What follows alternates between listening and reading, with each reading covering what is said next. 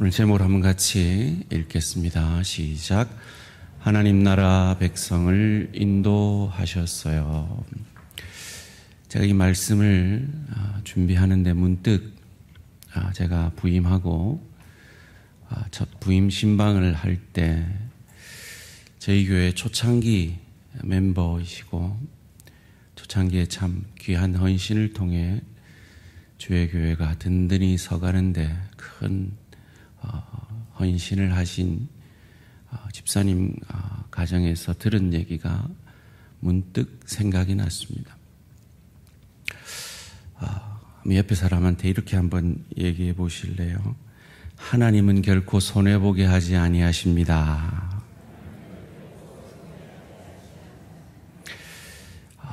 그 말씀을 하세요.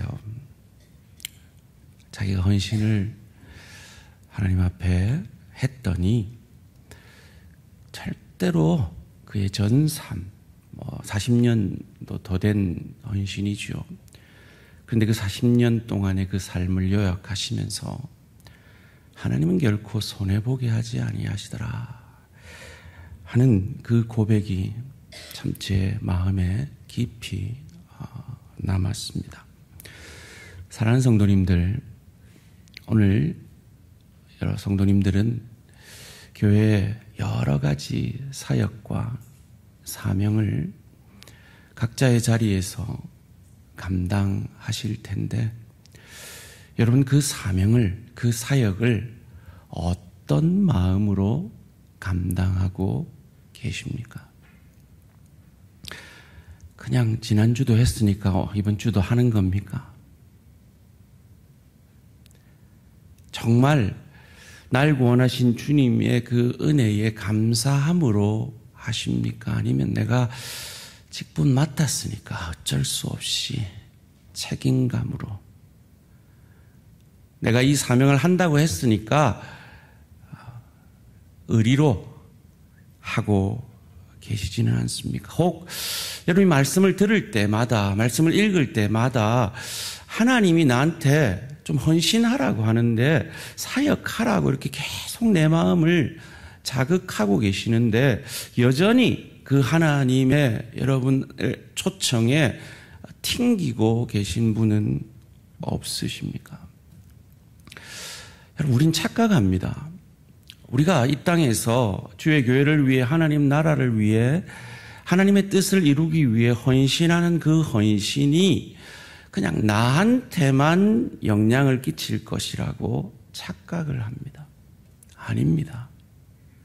여러분의 헌신은, 여러분의 섬김은 여러분 대뿐만 아니라 차자손손 영향을 미치며 여러분이 얼마나 하나님 앞에서 경건하게 살아내는가, 하나님의 사역을 위해, 하나님 나라를 위해서 여러분의 은사와 여러분이 받으신 그 축복을 사용하느냐에 따라 그것이 여러분의 자자손손 영향을 미침을 오늘 본문이 우리에게 잘 가르쳐 주고 있습니다.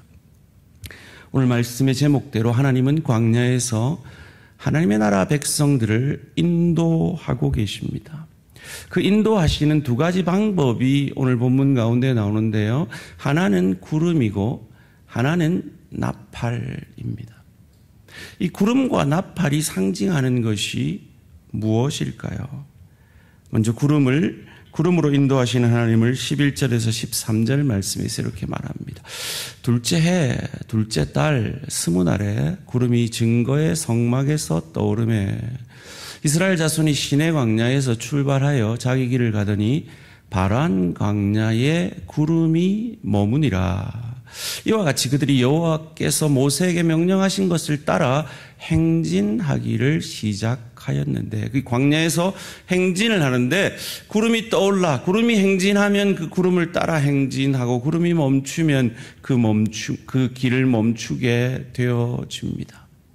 하나님이 하나님 나라 백성을 구름으로 인도하고 계신 것이죠. 이는 마치 구름이 하나님의 손가락과 같은 겁니다. 그런데 이 구름은 또한 하나님의 품과 같습니다. 오늘 보면 34절 말씀입니다. 그들이 진영을 떠날 때 낮에는 여호와의 구름이 그 위에 덮였었더라. 하나님의 품과 같이 그들을 보호하고 계신 것이죠.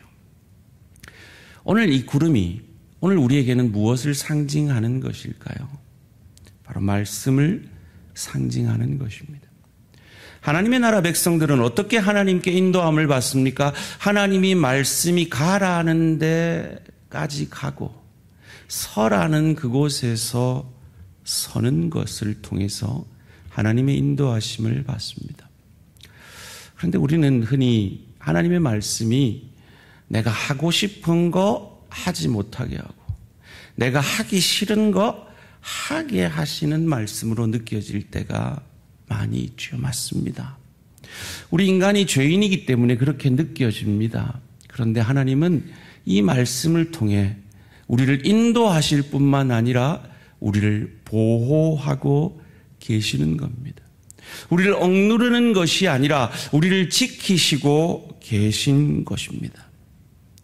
또한 하나님은 나팔을 통해 이 광야에서 하나님 나라 백성을 인도하십니다. 오늘 본문 민수기 10장 2절 말씀입니다. 은나팔 둘을 만들되 두들겨 만들어서 그것으로 회중을 소집하여 진영을 출발하게 할 것이라.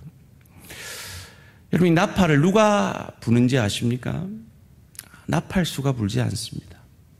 이 나팔은 제사장이 붑니다. 율법, 하나님의 말씀을 맡은 제사장이 불게 되어 있습니다. 그래서 이 구름과 나팔은 궁극적으로 말씀을 상징하는 것이죠.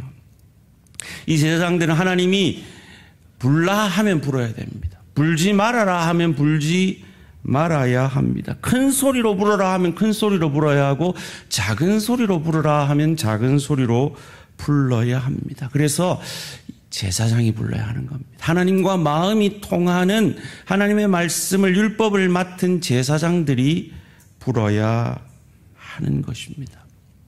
소원합니다.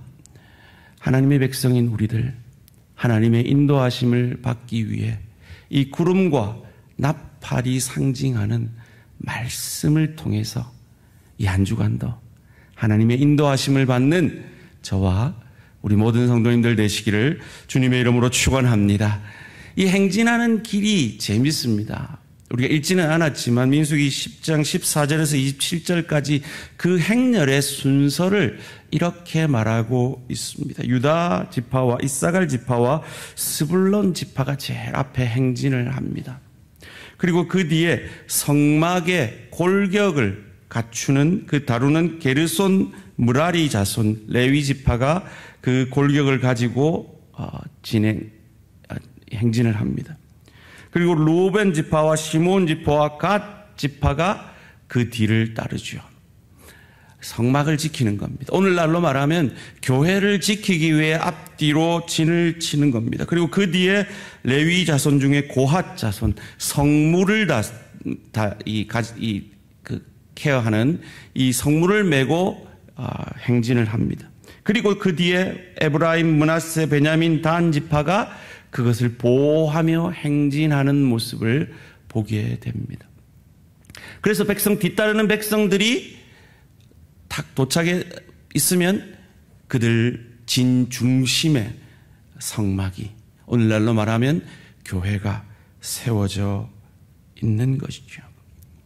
오늘 우리가 읽은 이 민수기 10장 11절 말씀은 출애굽기 19장 1절 2절과 연결하면 그 진행이 딱 맞게 되어 있습니다.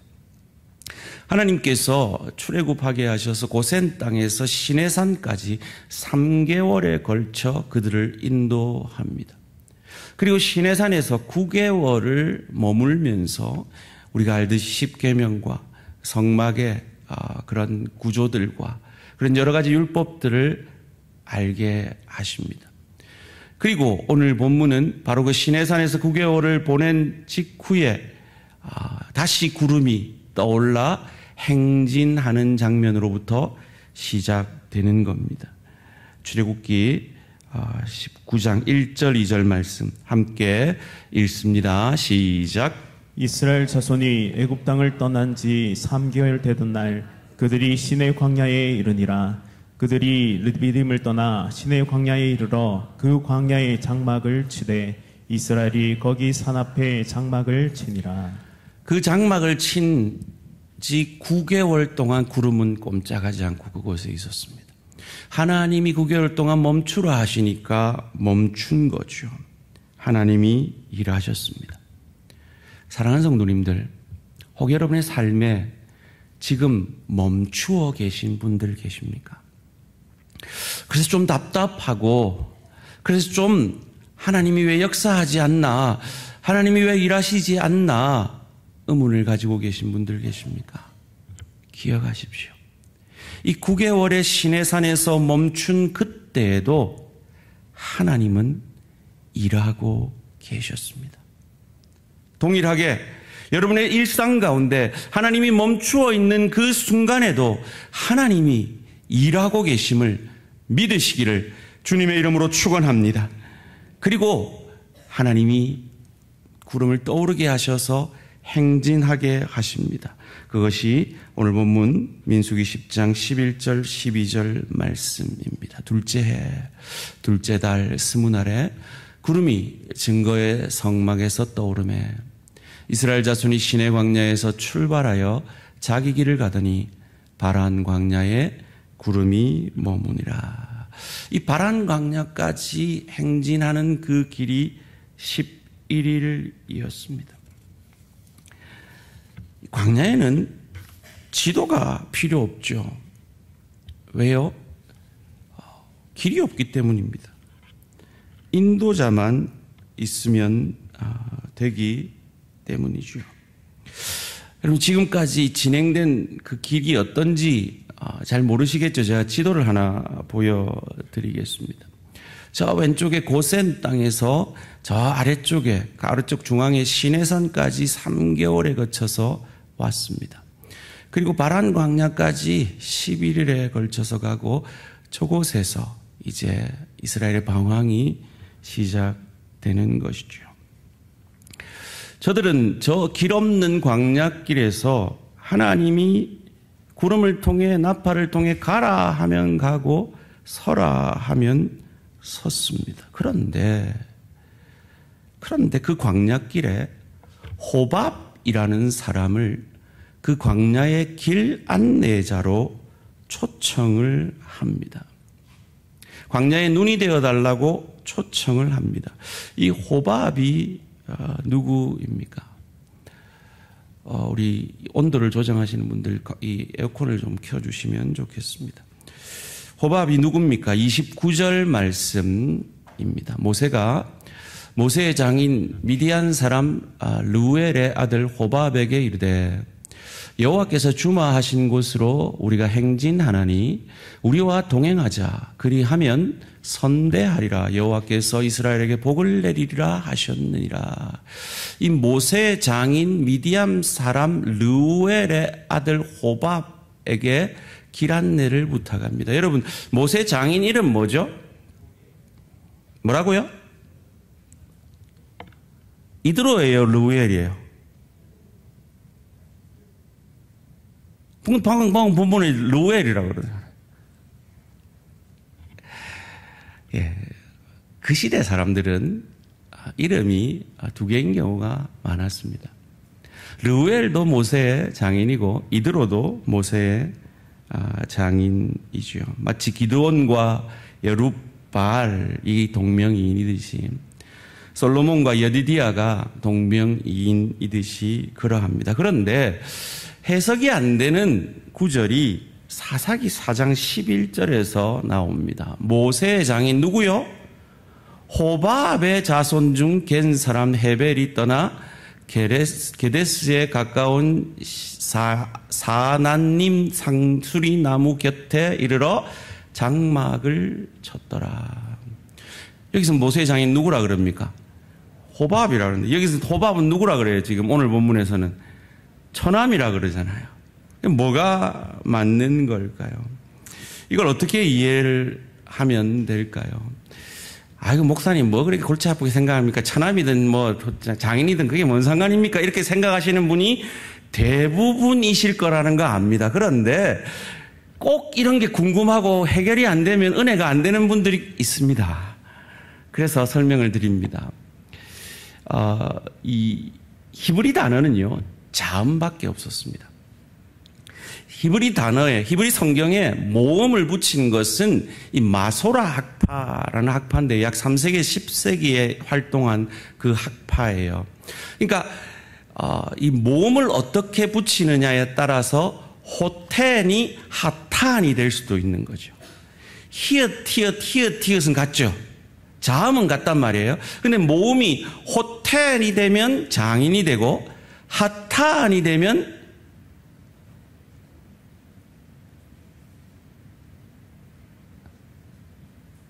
처남이 되는 거예요. 제가 그 단어가 생각이 안 나가지고. 그러니까 번역을 이 마소라 학파가 이 자음을 잘못 붙인 거죠. 그래서 처남이라고 번역하는 것이 맞고 영어 성경은 처남이라고 번역하는 성경들이 많이 있습니다. 별로 중요한 거 아니고요. 그런데 이 호밥, 이 모세의 처남인 호밥을 왜 불렀느냐 하는 것이 중요한 것입니다. 이를 통해 하나님의 인도하심을 받는 교회의 교회됨이 우리에게 교훈되고 있기 때문입니다. 하나님의 인도하심을 받으려면 어찌해야 할까요? 첫 번째로 함께 읽을까요? 시작. 은사로 서로 섬겨야 합니다. 하나님의 인도하심을 받을 때 하나님은 우리를 교회로 불러주셨습니다. 그래서 우리가 받은 그 은사로 서로를 섬김으로 하나님은 우리를 인도하기를 원하시는 것입니다. 29절 말씀입니다. 모세가 모세의 장인 미디안 사람 르우엘의 아들 호밥에게 이르되 여호와께서 주마하신 곳으로 우리가 행진하나니 우리와 동행하자. 그리하면 선대하리라. 여호와께서 이스라엘에게 복을 내리리라 하셨느니라.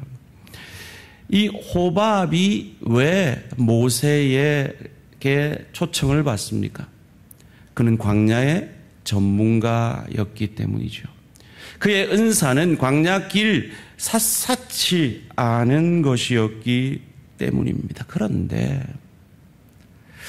많은 성도들이 그렇듯이 하나님께서 말씀으로 너도 나를 위해 좀 일하지 않으련, 헌신하지 않으련 이렇게 초청하시는데 심지어 사역자를 통해 교육자들을 통해서 그 사역에 초청을 하는데 많은 성도들이 나는 예배만 볼래요 라고 관객에 머물려고 하는 경우가 있는 것처럼 호밥도 튕깁니다. 30절 말씀입니다.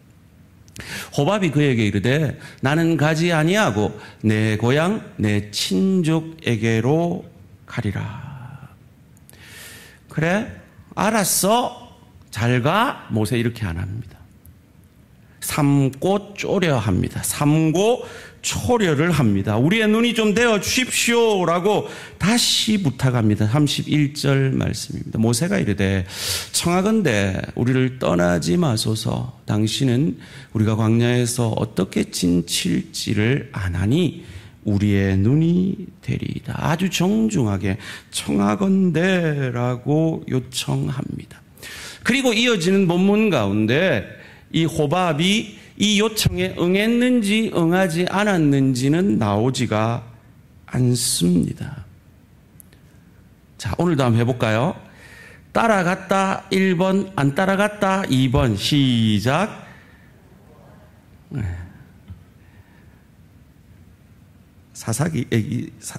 아까 우리가 읽은 사사기 4장 11절이 그 해답이죠. 이 호밥의 자손들이 이스라엘 백성 가운데 함께 합니다. 따라갔던 것이죠. 여러분, 사역은요, 은사 맡은 분들이 잘합니다. 저는 한 달에 한 번 당회로 일주일에 한 번씩 교육자 회의로 모여서 회의를 하는데요. 회의를 할 때마다 깨달아요.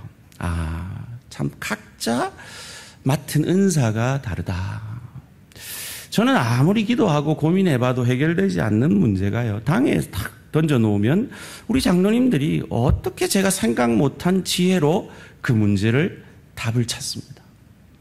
교육자 회의도 마찬가지입니다. 어떻게 할까 고민만 하고 탁 던져보는데 우리 교육자들이 그 답을 찾아내는 경우들이 있습니다.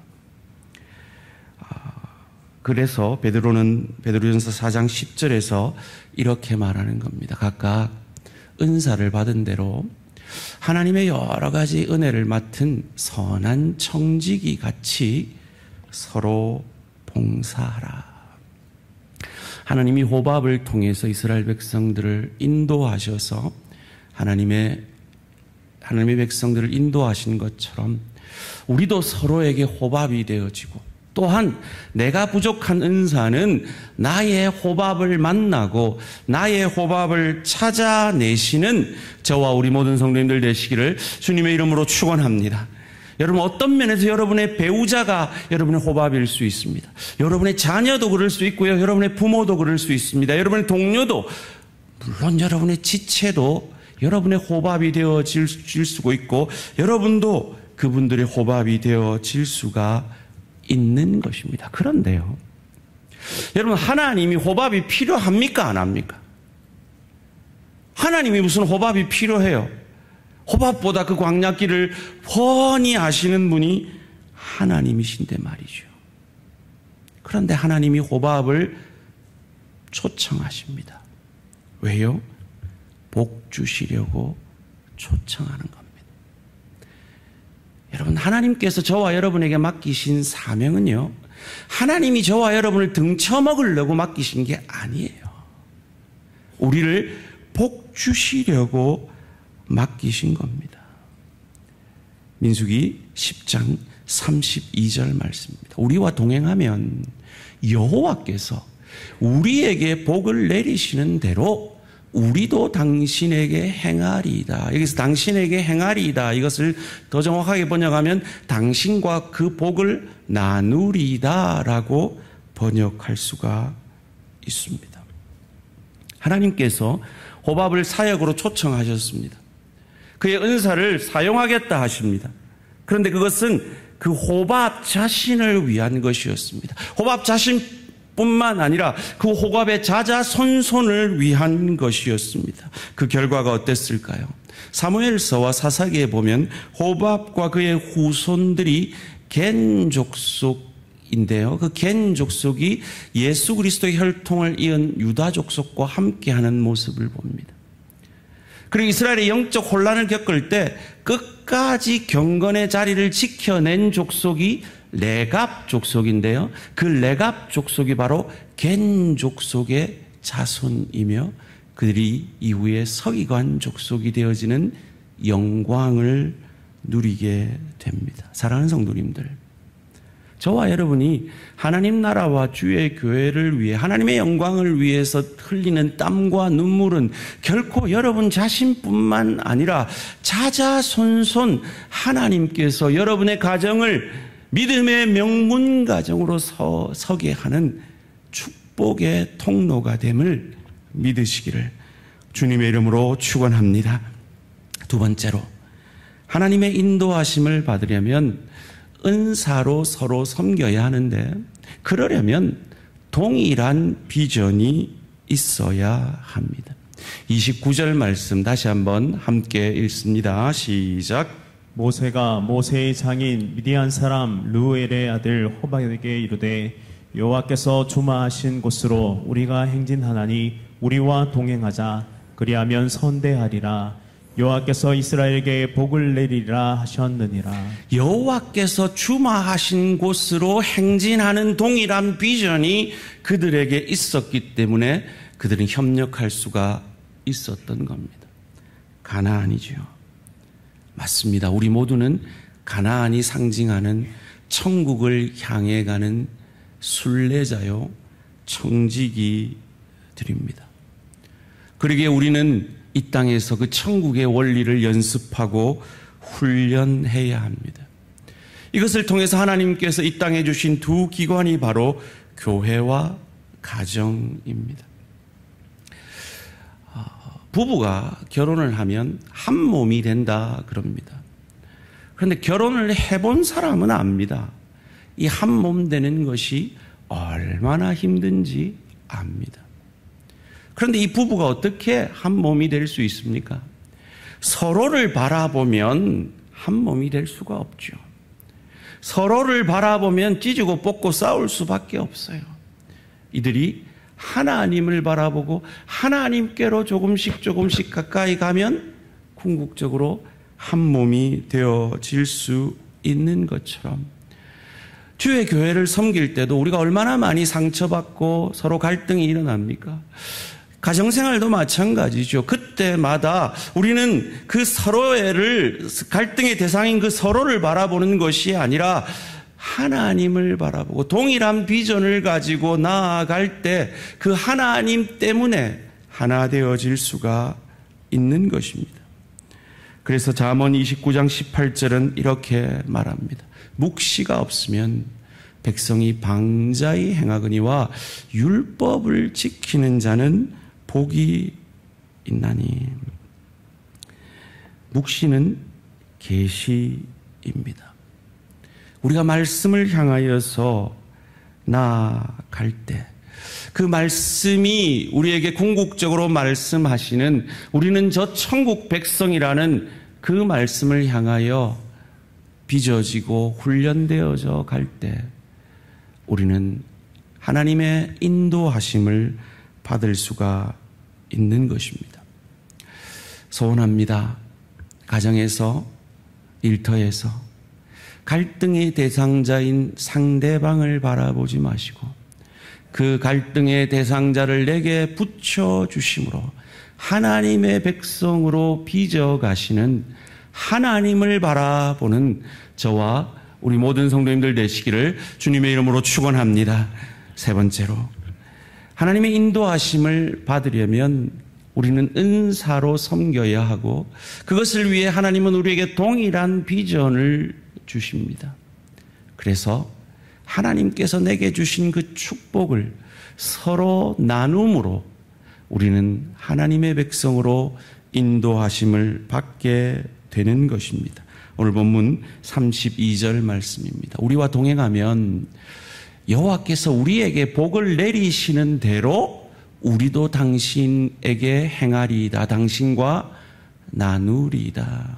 사랑하는 성도님들, 하나님은 우리에게 없는 것을 달라 하지 않으십니다. 다른 말로 하면 하나님이 주지 않은 것을 우리에게 요구하지 않으십니다. 한국 속담 가운데 제일 악한 속담 하나가 저는 이거라고 생각합니다. 한번 따라해 보실래요? 배워서 남주나. 속담인지 격언인지 모르겠는데요. 참 악한 말이에요. 이렇게 바뀌어야 됩니다. 따라해 봅시다. 배워서 남주자. 배워서 서울대 가면 초등학교도 안 나온 분들을 위해 섬겨야죠. 그런데 배워서 남주나 라고 생각하니까 그 받은 복을 움켜쥐고 그래서 결코 행복하지 못한 삶을 살게 되는 것입니다. 하나님은 우리에게 복을 먼저 받고 그리고 그 복을 나누라 하십니다. 저와 여러분이 받은 가장 큰 축복이 무엇입니까? 예수 믿은 겁니다. 믿으십니까? 그렇다면 그 복을 나누셔야 합니다. 이제 3주 뒤면 6월 마지막 주, 6월 다섯째 주에 우리 성가대까지 쉬면서 한 가족을 우리 구역마다 한 명의 VIP들을 초청하려고 합니다. 내가 받은 가장 큰 축복을 나누는 저와 우리 모든 성도님들 되시기를 주님의 이름으로 축원합니다. 하나님께서 복을 명령하셨는데요. 그 유명한 민수기 6장 24절에서 26절 가운데 이렇게 복을 베풀라고 말하죠. 여호와는 내게 복을 주시고 너를 지키시기를 원하며 여호와는 그의 얼굴을 내게 비추사 은혜 베푸시기를 원하며 여호와는 그 얼굴을 내게로 향하여 드사 평강 주시기를 원하노라 할지니라 하라. 이 명령을 주심으로 복을 베푸는 자가 되라고 하십니다. 그런데 이 명령을 누구에게 주셨는지 아십니까? 민수기 6장 23절 말씀입니다. 아론과 그의 아들들에게 말하여 이르기를 너희는 이스라엘 자손을 위하여 이렇게 축복하여 이르되. 아론 제사장 가문에게 주신 겁니다. 자, 여러분 질문합니다. 다시 손가락 1번, 2번. 자, 오늘 신약 시대의 아론 제사장 가문은 목회자다 1번, 모든 믿는 자다 2번. 시작. 진짜 2번으로 믿습니까? 맞아요. 우리는 모두 왕 같은 제사장이에요. 그래서 제사장만 베풀던 이 축복을 우리 모두에게 베풀라 하십니다. 27절 말씀입니다. 그들은 이같이 내 이름으로 이스라엘 자손에게 축복할지니 내가 그들에게 복을 주리라. 사랑하는 성도님들 기억하십시오. 세상은 저와 여러분 아니면 복 받을 수가 없습니다. 왕 같은 제사장인 저와 여러분 아니면 복 받을 수가 없어요. 그래서 우리는 전도해야 합니다. 그래서 우리는 삶으로 우리가 받은 이 축복이 얼마나 큰 축복인지를 용서하며 사랑하며 섬김으로 보여내어야 하는 것입니다. 미국이 바로 이 청교도 신앙으로 세워진 나라잖아요. 그래서 미국은 이 복을 늘 빌어요. 제가 이 1993년 12월 제가 대학교 3학년 때 한 2달간 이 어학 연수를 갔어요. 이게 듣기하고 말하기 훈련이 안 되니까 제가 레벨 테스트를 했는데 9레벨 중에 3레벨에 들어갔어요.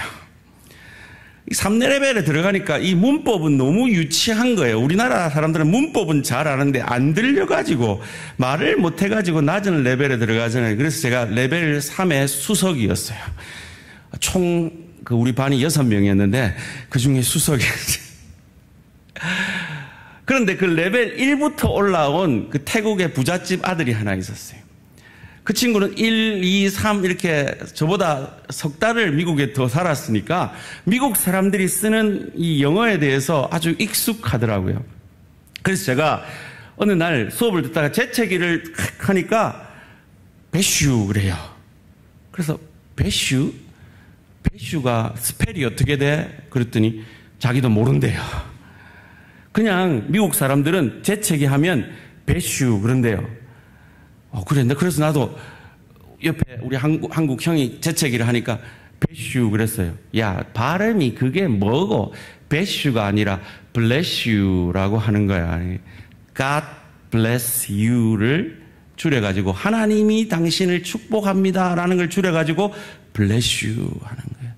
이 신앙으로 세워진 미국은요, 재채기만 해도 복을 빌어요. 사랑하는 성도님들, 저와 여러분은 복을 베푸는 자들입니다. 이 한 주간 가정으로 나아가서 복을 베푸시기를 주님의 이름으로 축원합니다. 일터로 나아가서 복을 베푸시기를 주님의 이름으로 축원합니다. 오늘 만나는 모든 지체들에게 사역을 통해서 복이 되어지시고 복을 베푸시는 저와 우리 모든 성도님들 되시기를 주님의 이름으로 축원합니다. 사랑하는 성도님들, 여러분 돌아가실 때 여러분의 자녀에게 여러분은 어떤 모습으로 기억되기를 원하십니까? 히브리서 11장 21절 말씀 함께 읽습니다. 시작. 믿음으로 야곱은 죽을 때 요셉의 각 아들에게 축복하고 그 지팡이 머리에 의지하여 경배하였으며. 자, 야곱이 죽기 직전입니다. 두 가지 모습을 보여냅니다. 하나는 경배하는 모습입니다.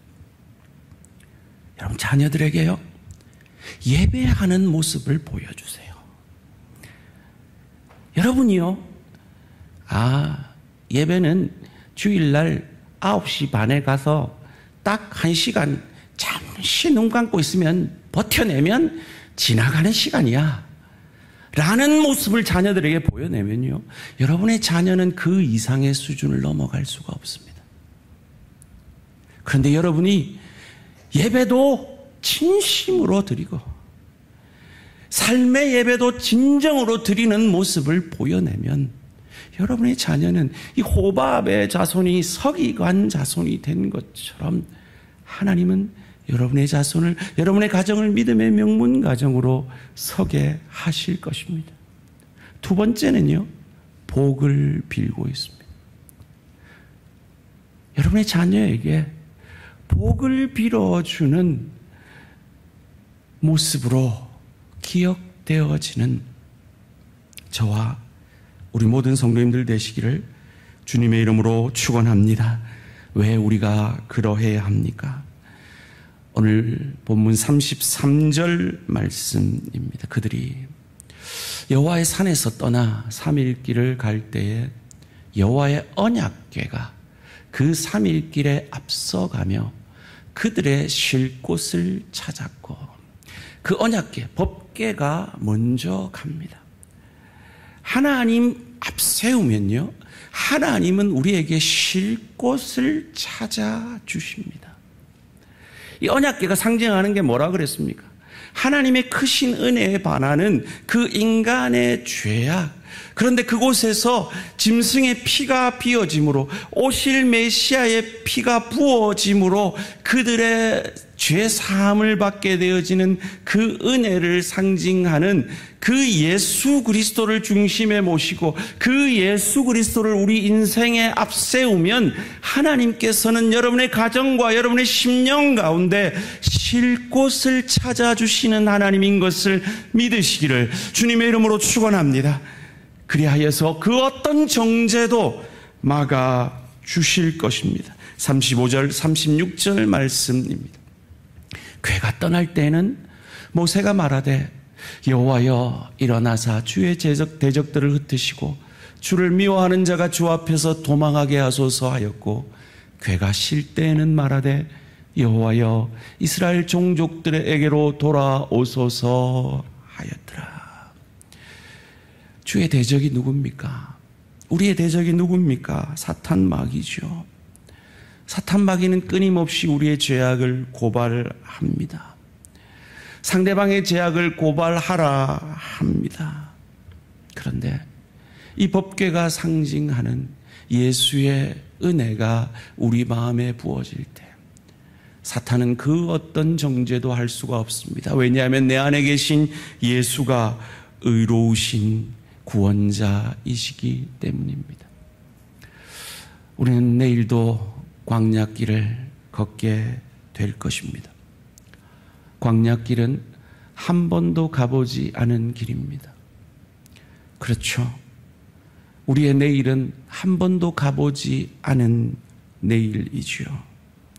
그 한 번도 살아보지 않은 날을 우리가 이 광야 같은 세상을 어찌 두려워하지 않고 살아갈 수가 있습니까?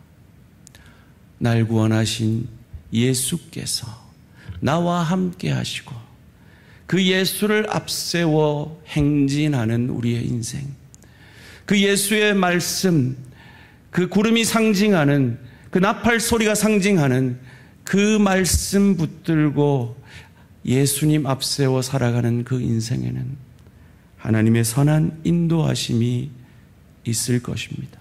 그러기에 은사로, 섬김으로 천국을 향한 동일한 비전을 가지고 나아감으로,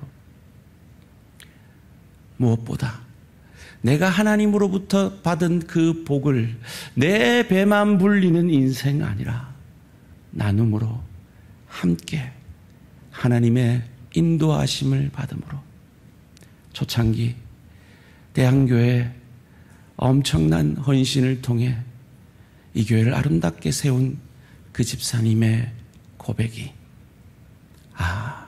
하나님께 헌신해 보니, 하나님께 충성했더니 그분은 결코 손해보게 하지 않으시는구나.